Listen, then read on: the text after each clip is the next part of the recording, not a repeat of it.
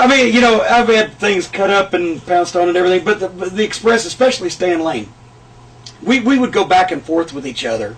You know, the glass breaking hammer, where you hit something and it has the glass break sound effect. We got Stan with that. Got Stan with the, it would be like week-long setups. One time Stan had read the book about the civil rights activists that were murdered in Mississippi, We Are Not Afraid. Yeah. And we're coming back from a town in Mississippi, driving back to Memphis.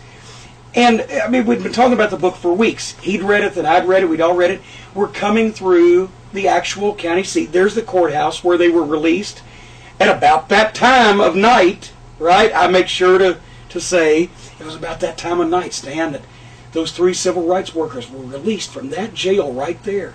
And this is probably the road they would have taken because they were headed north as we're starting to go out of town. I said, yeah, these little Mississippi towns probably looked the same 30 years ago as they do right now. Maybe there's a little bit more neon, but it was probably about this time that they saw the blue and red lights in their rearview mirror.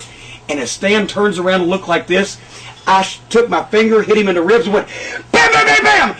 He jumped over the top of the console into my lap, hit a kung fu stance at the outside of the window, right? Like, and I started laughing, and then I ribbed myself because I was laughing so hard, and he was breathing so hard, we missed our turn and went 50 miles the wrong way in the middle of Mississippi.